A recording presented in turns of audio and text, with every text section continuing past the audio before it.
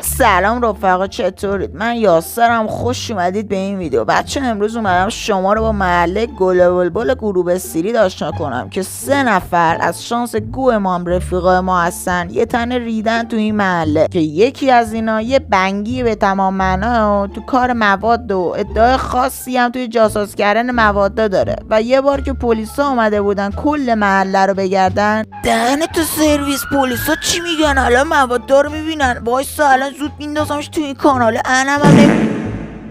خلاصه به خاطر اون اتفاق 10 روز بیمارستان بود. خارج از اون ما یه گندگوز دیگه هم داریم به نام حسن خیلی خودش از بقیه بالاتر میدونه، جوری که حتی بی دلیل با 2 نفر شاخ به شاخ شد.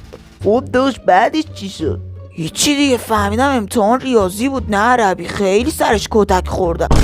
بی پدره بیاد اینجا ببینم. این الدنگ دیگه چی ارد و پورت میکنه نمیدونم، ولی فکر کنم دنش بد میخوره.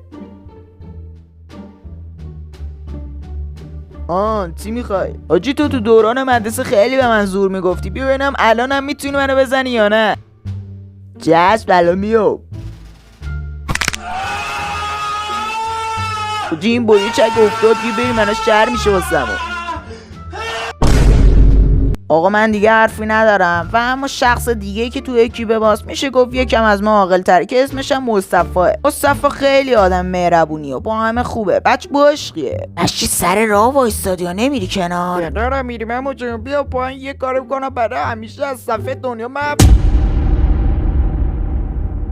آقا خلاصه که دیگه بچه باشقی و سعی کنیدم زیادم سر به سرش نذاری. و از همه اینا گذشته میگیم که رستوران مورد علاقه من یعنی رستوران عباس شلدست رو بهتون معرفی کنم که انقدر غذاش خوبه که من هر 10 سال یه بار سعی میکنم به رستورانش برم، که الانم علاوه بر اکیپمون میخوام یه خاطره خوب از خودم تو این رستوران رو براتون تعریف کنم. آقا ما یه بار رفته بودیم تو این رستوران که چاکر عباس شلدست. مخلص داداش.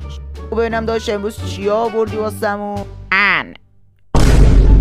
چیز شوخی کردم داشت، منظورم این که همه غذاها تو این لیستا نوشته شده، یکی انتخاب کن به میل خودت. خب داشت پس یه هاتداگ دونونه برامون بزن. حله، پس تا اون موقع برو بشین. 20 دقیقه است منتظریم. پس چی شد این هاتداگ؟ عباس چی شد ریدی تو غذا؟ نه داشت ببخش، به این فشار اومد. چی با این ریدن دشتامون کور شد؟ داشت ببخشید دیگه، سختی های کارمونه. بیا اینم غذات. دمت گرم. ای جانم، پسر 7 ماهه داری؟ چند سالشه؟ 7 ماهشه. 7 ماهه.